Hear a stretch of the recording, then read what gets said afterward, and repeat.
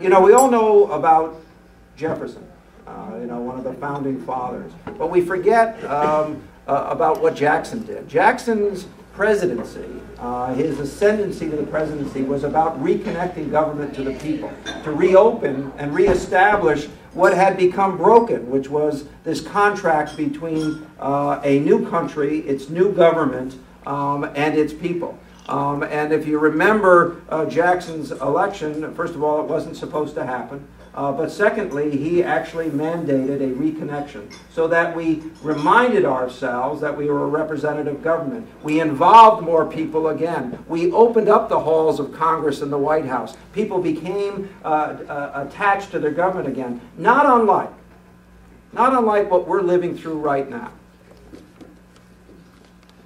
Barack Obama and his ascendancy to the presidency, along with people like Jim Himes, who we elected to Congress, represent this really great break with the past, particularly the past 8 years. But the break of this ever widening gap between government and its people. I've watched Barack Obama grow tremendously over the time that he ran for the presidency and his assumption at this most difficult time. And I don't know how you feel, but I'm just so swelled with pride and honor to have a man of that intellect, that honesty, that forthrightness, and that ability to, quite frankly, jump into the middle of this mess and wrestle it ultimately to the ground. And to know that he has a partner in Jim Himes, who the 4th Congressional District should be very proud now represents. And I'm certainly personally proud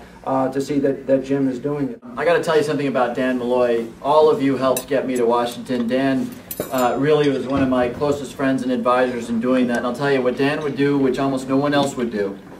Everybody else would say, "You're doing great, you're doing fine." Dan would say, "You really screwed that one up, pal." You know what? And I got to tell you, I say that in all seriousness because that's the degree of honesty and sort of being constructive that got me into this seat. And I think it reflects, it shows something about Dan that we all got to keep in mind as we think about who runs for governor in a couple of years. As Dan said, we are in a different country now than we were 1 year ago.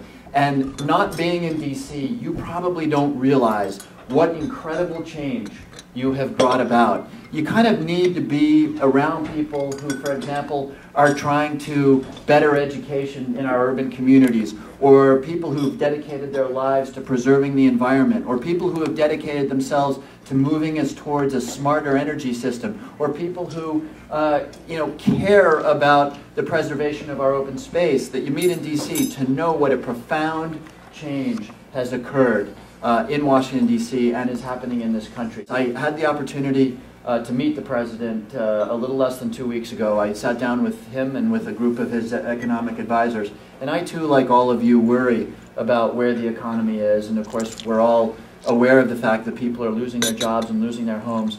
And I get worried as you do, but having sat through that meeting and looked at the president's economic team and listened to them and seeing that they are working 20-hour days. Larry Summers fell asleep twice in the meeting because he's been working 20-hour days.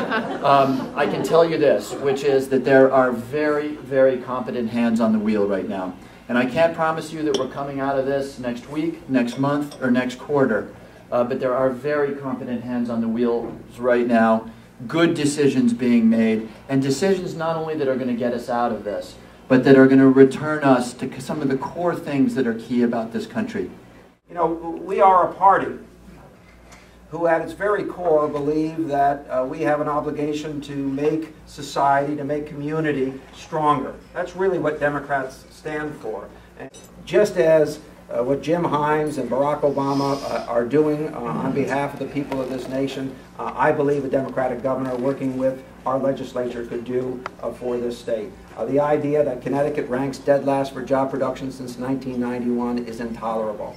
We have the wisdom, we have the greatest workforce, we have a great state What we don't have right now is great leadership to get the job done, whether it's transportation or improvement of local education or getting us off this addiction to local property taxes to pay for education, which is so detrimental to all of us. And First Selectmen and mayors certainly understand the political ramifications of that. Those are the kinds of issues that I'll be addressing in the coming months.